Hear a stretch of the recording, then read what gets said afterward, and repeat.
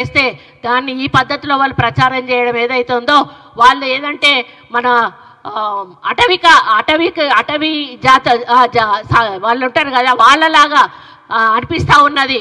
మానవులు ఒక రోజు బట్టలు లేకుండా ఆకులు కట్టుకునేవాళ్ళు. ఈరోజు మనం బట్టలు కట్టుకుంటున్నామంటే ఎవరిదయ్యా? మార్కండేయుడు దయ వల్ల ఆయన నూలు పోగును తయారు చేస్తాను. నూలు పోగు ద్వారా ఈరోజు మనం బట్టలు కట్టుకుంటున్నాం. మరి నువ్వు సిగ్గు లజ్జ ఉంటే నేను ఒకటే చెప్తానా, చేనేత అని దాన్ని అవమానించావు నూలుని, నువ్వు బట్టలు లేకుండా బజార్లో తిరుగని చెప్పి నేను కేటీఆర్ని అడుగుతా ఉన్నాను. అప్పుడు నీకు చేనేత విలువ తెలుస్తుంది, చేనేత నూలు విలువ తెలుస్తుంది.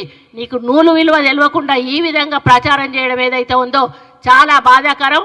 నూలు విలువ తెలిసిన వాడు అయితే నువ్వు బట్టలు ఇప్పి బజార్లో తిరుగు, లేకపోతే క్షమాపణ చెప్పి తప్పైంది అని చెప్పి ఇంకొకసారి అట్లాంటి పోస్టులు రాయకుండా చూసుకోవాల్సిన బాధ్యత నీ మీద ఉంది కేటీఆర్.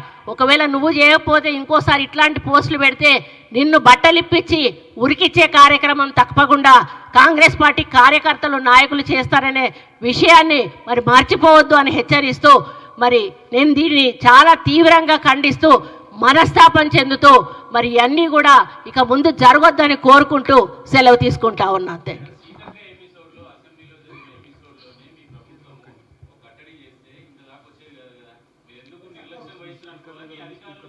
అది స్పీకర్ నోటికి తీసుకెళ్ళాము. పార్టీ తరఫున మేము అంతా అంటే ఏదో వేసేసారులే అంతటితో ఆగిపోతుంది అనుకున్నాము. కానీ ఈరోజు ఇక్కడ దాకా వచ్చినప్పుడు ఆగిపోయే ప్రసక్తే లేదు. ఇక సీఎం గారు నోటీస్కు కూడా వెళ్ళింది.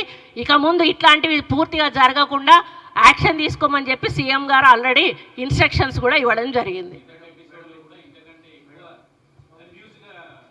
అదే కదా, వాళ్ళు మనుషులు కాదు మృగాలు అని చెప్తున్నది కదా. స్పీకర్ గారు వారి పరిధిలోది వారు తీసుకుంటారు, వాళ్ళని మేము ఆదేశించే వాళ్ళం కాదు.